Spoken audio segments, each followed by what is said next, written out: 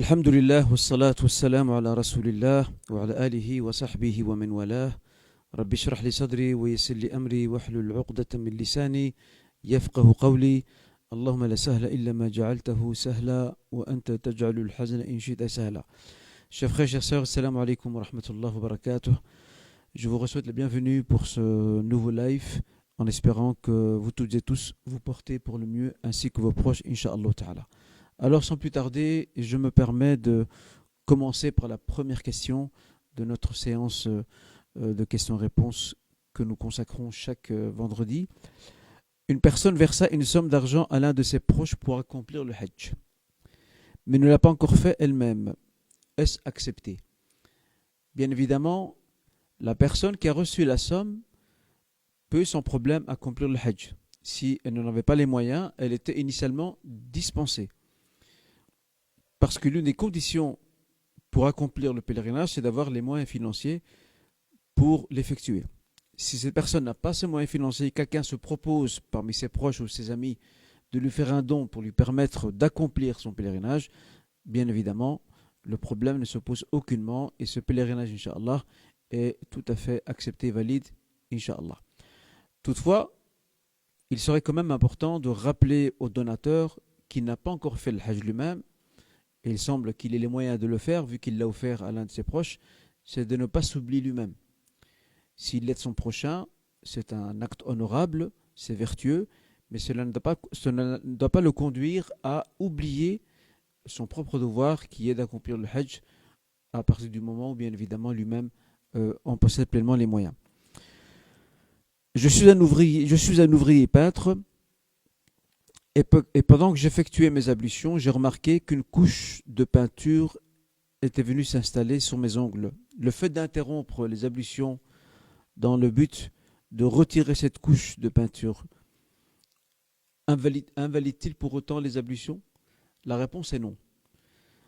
À la condition, bien sûr, que le temps d'écoulement entre le moment de l'arrêt des ablutions et la tentative de retirer cette fameuse couche de peinture, il faut que ce temps ne soit pas trop long. Il faut qu'il ne soit pas trop long. Et probablement, le frère qui pose cette question fait allusion légitimement à l'une des conditions des ablutions, qui est ce qu'on appelle al-muwalat, le suivi et l'enchaînement. Ça veut dire qu'il ne peut pas y avoir d'interruption entre un mouvement et un autre pendant les ablutions. Donc chaque mouvement doit être suivi par le suivant lorsqu'on effectue ces ablutions.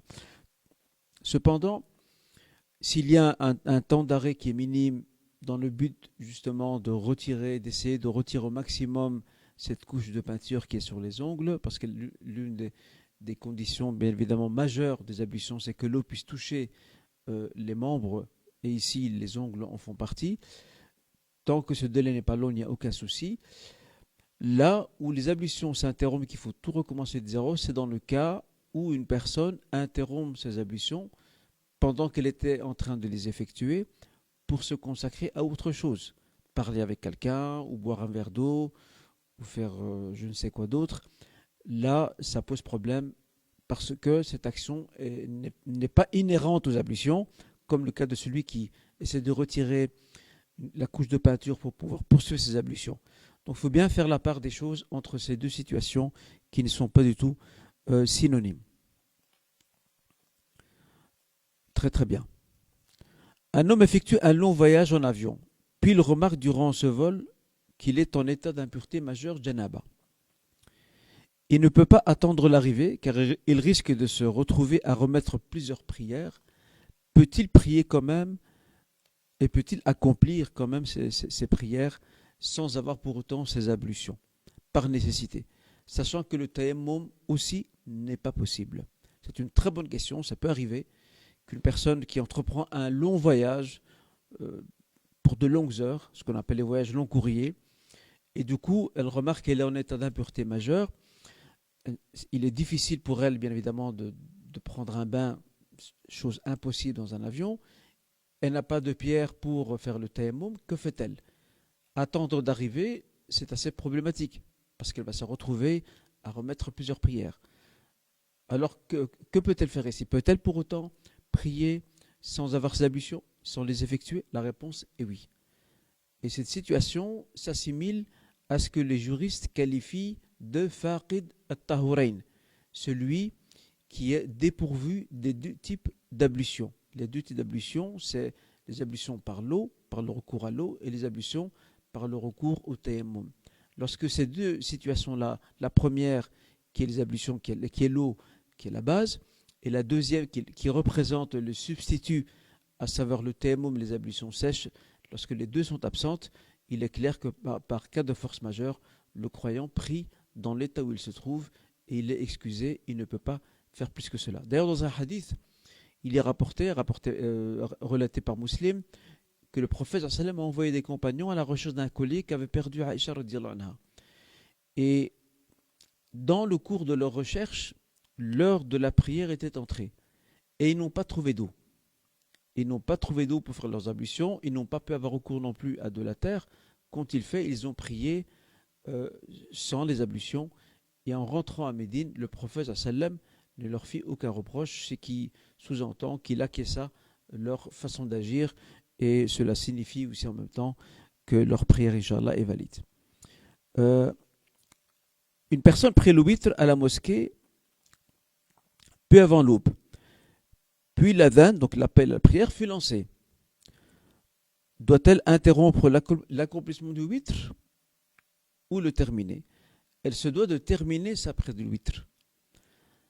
Alors si elle réussit en terminant sa prière du witr, si elle réussit à rattraper ce qui reste du adhan pour pouvoir répéter les formules d'usage après le mu'adhin, tant mieux.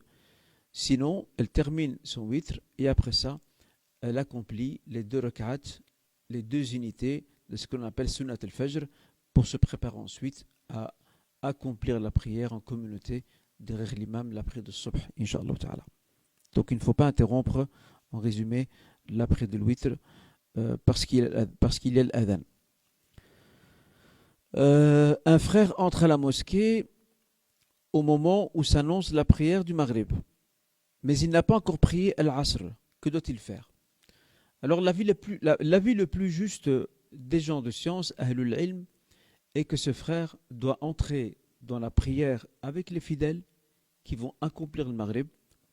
Il reste avec eux jusqu'à la fin de la prière, puis au moment où eux font les salutations, il se lève pour accomplir une 4e et dernière raka'a, avec l'intention, bien sûr, lorsqu'il entre dans cette prière, l'intention d'entrer avec le but de prier Al-Asr et pas le Maghrib.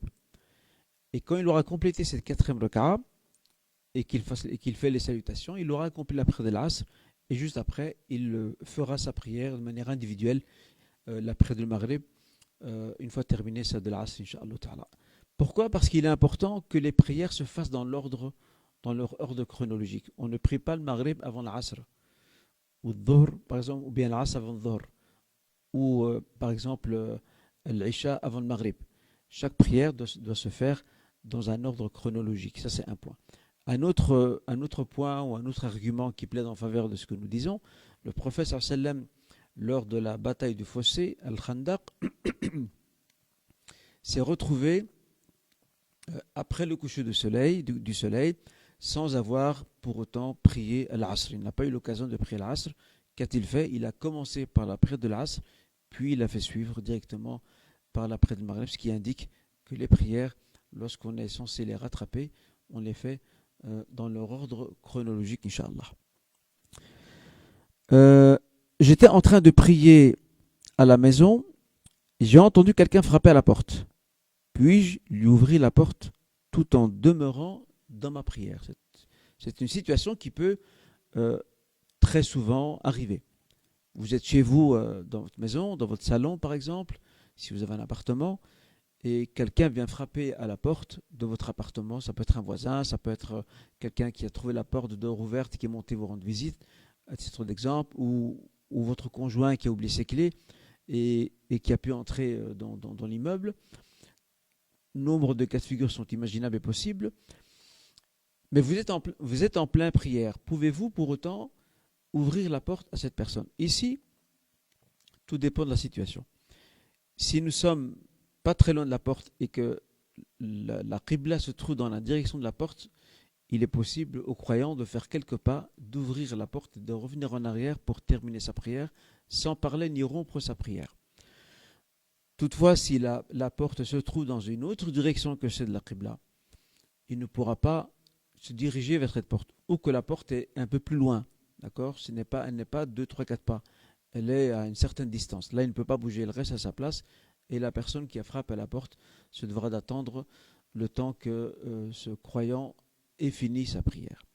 Alors, nous avons dans l'agissement prophétique ce qui vient appuyer ce que nous venons de dire. Il est rapporté par Abu Daoud dans son Sunan que le prophète sallam était en train de prier, puis il a entendu frapper à la porte. C'était Aïcha radhiyallahu anha. Le prophète, qu'a-t-il fait sallam? Il a marché quelques pas vers la porte, il a ouvert la porte, il est revenu en arrière, il a terminé sa prière. Et dans ce hadith, on précise au moment de prier, la Qibla se trouvait dans la direction même de la porte. Donc voilà donc la situation dans laquelle il est possible d'ouvrir la porte à quelqu'un pendant que nous sommes en prière, Inch'Allah Ta'ala. Passons maintenant à la question suivante. Un imam dirigea la prière. Nous avons pas mal de questions en lien avec la prière aujourd'hui. Un imam dirigeait la prière, puis après celle-ci, il s'avéra qu'il n'avait pas ses ablutions. Que doit-il faire? Et qu'en est-il de la prière de ses fidèles? Une situation qui peut arriver à un imam dans une mosquée, ça peut arriver aussi à un frère ou à une sœur qui dirige la prière de ses semblables. Que faut-il faire dans ce genre de situation? Alors bien sûr, l'imam en tant que tel, s'il s'avère réellement qu'il n'avait pas ses ablutions pendant la prière, il devra recommencer, il devra plutôt faire ses ablutions et refaire sa prière. Quant aux fidèles qui ont prié derrière lui, eux ne sont pas concernés par la situation. Eux, leur prière reste et demeure tout à fait valide, Inch'Allah Ta'ala. Maintenant, nous avons une autre situation, un autre cas de figure possible et imaginable. C'est celui de l'imam qui remarque qu'il a perdu ses ablutions pendant la prière. Pas après, mais pendant la prière. Alors l'avis le plus juste ici est que cet imam se doit de quitter la direction de la prière et il doit tirer une autre personne qui puisse le remplacer, et ensuite l'imam s'en va pour refaire ses ablutions, et ce remplaçant termine la prière à sa place. Maintenant, imaginons que cet imam s'en va et ne laisse personne. S'il ne laisse personne, c'est infidèle à lui de se mettre devant pour pouvoir diriger la prière de la congrégation, Inch'Allah.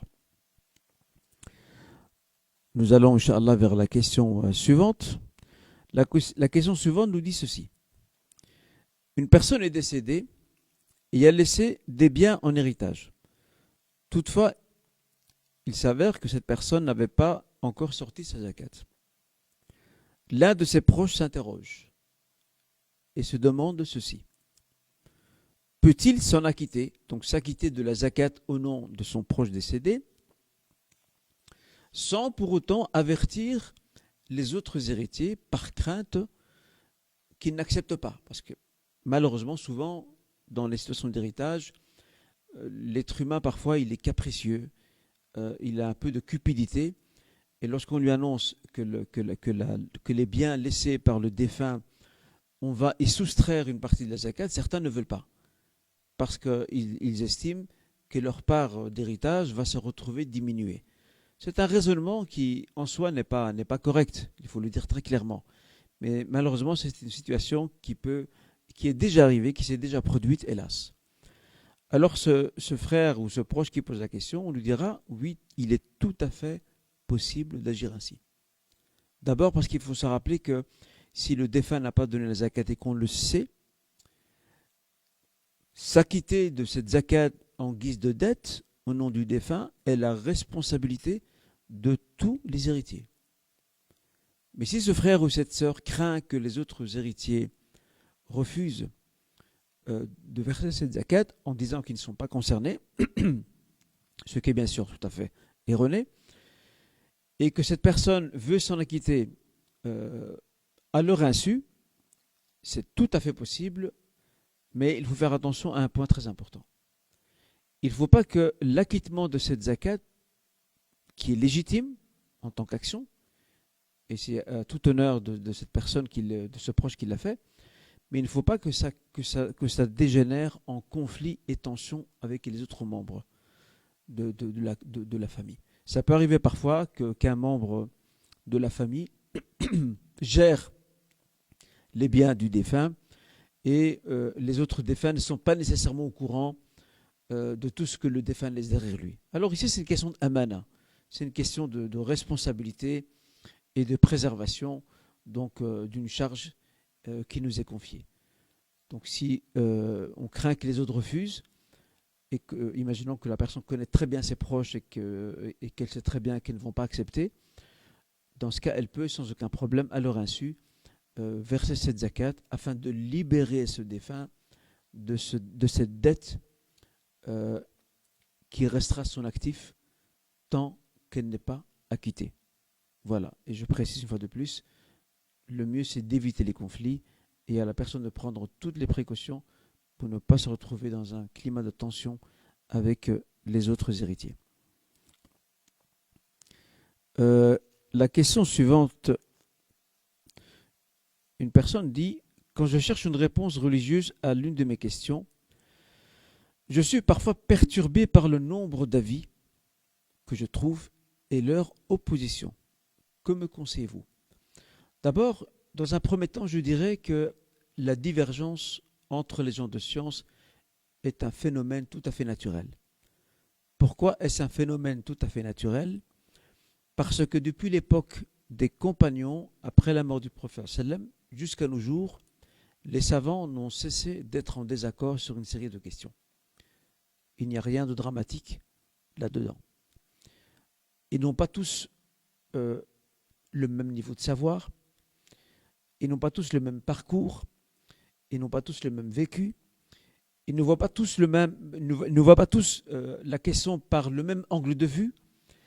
Certains gens de science vont privilégier certains principes fondamentaux de l'ijtihad, de l'interprétation d'un texte, tandis que d'autres vont privilégier d'autres sources ou d'autres principes ou d'autres fondements. Donc ça peut conduire à un résultat différent. Donc déjà, il faut commencer par dédramatiser la situation. Ça, c'est le premier point. Le deuxième point, hélas, il arrive très souvent qu'une divergence dépasse son cadre et se retrouve amplifiée par l'intervention de gens souvent insolents, sans science ni conscience, qui se mêlent de ces questions et qui en rajoutent davantage de couches. Ce qui fait que la question gonfle en divergence, en débat, en polémique, alors que le fond du débat reste assez restreint. D'accord ? La sphère du débat est assez restreinte. Mais quand les ignorants s'immiscent et commencent à se mêler de ce débat-là, eh bien, ils y ajoutent des éléments, des interprétations qui viennent et qui proviennent tout simplement de leur imagination, qui n'ont aucun fondement légitime, religieux et juridique, et ça crée davantage de débats. Et on oublie l'origine même du débat. Autour de quoi tournait la divergence qui a opposé certains gens de science.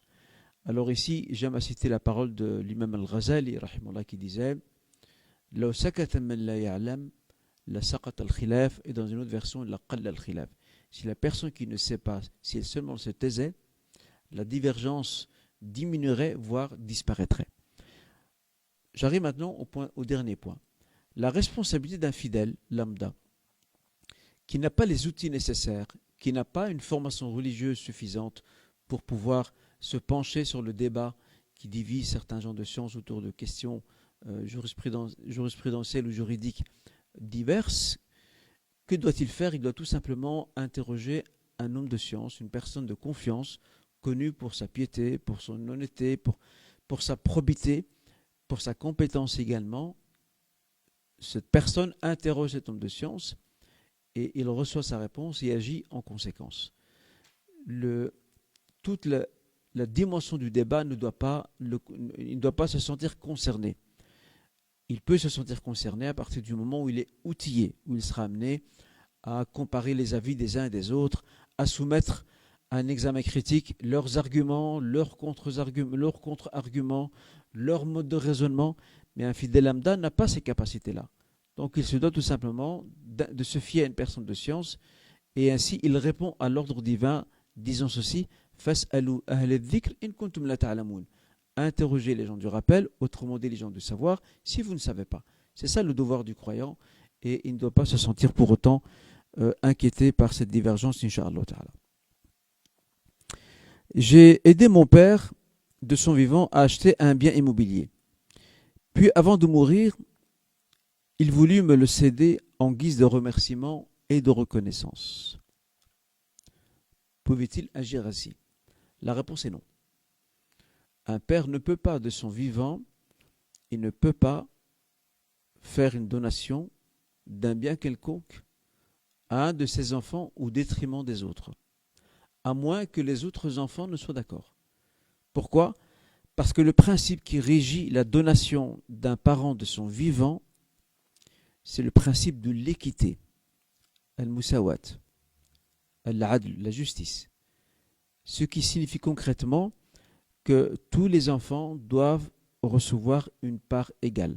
Cela se réfère entre autres au hadith rapporté par Al-Bukhari Muslim du compagnon An-Nu'man ibn Bashir, dans lequel on retrouve que le papa de ce compagnon, donc Bashir, le père de Nu'man, voulait offrir à son fils Nu'man certains biens au détriment de ses autres enfants. Le prophète sallam désapprouva cette attitude ou ce projet, et lui dit: voudrais-tu que tes enfants te traitent tous de la même façon sur le plan de la piété filiale?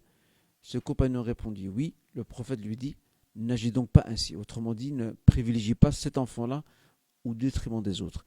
Malheureusement, beaucoup de parents font cette erreur de laisser une bombe à retardement derrière eux après leur décès, en privilégiant certains de leurs enfants, garçons ou filles, au détriment des autres. Ça, c'est une chose à ne jamais faire. De son vivant, je le rappelle, le partage se fait avec équité, à moins que tous les enfants acceptent que le père privilégie l'un de ses enfants, en toute liberté. Il faut que les enfants soient libres dans leur choix, pas sous la pression du père qui les menace: voilà, vous devez accepter que je donne tel et tel montant, ou tel bien immobilier, ou telle terre à votre frère ou à votre sœur. Cela doit être de façon pleinement consentie de la part des enfants. D'accord? Donc voilà ce qu'on peut dire par rapport à cette question. Wallahu ta'ala. Nous en venons maintenant, incha'Allah ta'ala, à la toute dernière question de notre live, et qui sera la suivante. Je compte vendre une maison avec jardin, dans laquelle j'avais cultivé certains légumes. À qui appartiennent-ils au moment de la vente? Au vendeur ou à l'acheteur? Donc ce frère ou cette sœur, il ou elle a un bien immobilier, donc une maison par exemple avec un jardin. Elle a cultivé des légumes dans ce jardin, et maintenant elle s'interroge: à qui appartiennent la récolte ou la production agricole de cette terre ou de ce jardin, de cette terre agricole? En tout cas, c'est une terre agricole. À qui appartient tout cela? Moi, je vais répondre d'un angle purement religieux. Je ne vais pas répondre d'un angle civil et commercial. Là, à ce moment-là, le frère ou la sœur concernée devra demander conseil à un juriste expert dans le droit commercial qui pourra lui dire ce qu'il en est. Mais d'un point de vue religieux, et bien sûr, là, je vais revenir sur ce point à la fin de mon explication. Donc, d'un point de vue religieux, que se passe-t-il? Tout dépend de la situation de la récolte. Alors, si la récolte ne se produit qu'une fois par an, dans ce cas, c'est le développement que les juristes, les fuqaha en font de cette question. Dans ce cas, le droit revient au vendeur. Le droit de cette production agricole revient au vendeur. Imaginons qu'il a semé des graines, je ne sais pas, pour faire pousser par exemple des tomates ou des pommes de terre ou autre chose, et qu'au moment de vendre sa maison avec cette terre ou ce jardin, la production agricole ou ces légumes qu'il avait cultivés ne sont pas encore apparus, ne sont pas encore visibles, cela reste un droit qui lui revient. Ça veut dire qu'une fois que cette production ou ces légumes arrivent à maturité et qu'ils peuvent enfin être récoltés, ils reviennent aux vendeurs. Maintenant, si la production est une production qui se répète pendant l'année, tout dépend de la situation de cette production au moment de la signature du contrat de vente. Si au moment du contrat de vente, la production commence à donner ses fruits, dans ce cas présent, c'est le vendeur qui récupère les fruits. Toutefois, si la production ne porte ses fruits qu'après l'achat par l'acheteur de ce bien immobilier, de cette terre, il va de soi que cette production lui appartiendra, Inch'Allah Ta'ala. Donc il faut bien distinguer entre ces deux situations, entre une production annuelle qui représente le droit du vendeur, à moins qu'il le concède à l'acheteur, et une production à répétition pendant l'année. Dans ce cas présent, tout dépendra de la situation au moment de la signature du contrat, comme je viens de le dire. Maintenant, j'arrive à un dernier point par rapport au droit civil et au droit commercial. Alors, bien sûr, lorsque deux personnes viennent s'accorder pour l'achat et la vente d'un bien immobilier avec un terrain ou un jardin, il est clair qu'ils vont se fier aux lois civiles en vigueur et c'est tout à fait normal. Après, je ne suis pas expert en la matière. Est-ce qu'ils peuvent trouver un terrain d'entente entre eux autour de cette question? Ça, je laisse ce frère ou cette sœur qui s'interroge de voir ça avec un juriste. Alors, s'il y a un terrain d'entente qui est possible et qui prévoirait éventuellement que le vendeur puisse garder un droit sur la production agricole de son jardin, tant mieux. Si le droit civil ne le permet pas, eh bien, ils devront dans ce cas s'en tenir, Inch'Allah Ta'ala, à ce que prévoit le droit civil. Et comme le dit l'expression, à l'impossible, nul n'est tenu. Voilà donc, chers frères et chères sœurs, la dernière question de notre live. Je vous souhaite d'avance une bonne semaine ou en tout cas un bon congé pour cette période de congé qui a commencé. Et j'espère, Inch'Allah, vous revoir très bientôt pour un prochain live. Barakallahu fikum pour votre confiance. Et je vous dis à très vite, Inch'Allah. Salam alaikum wa rahmatullah.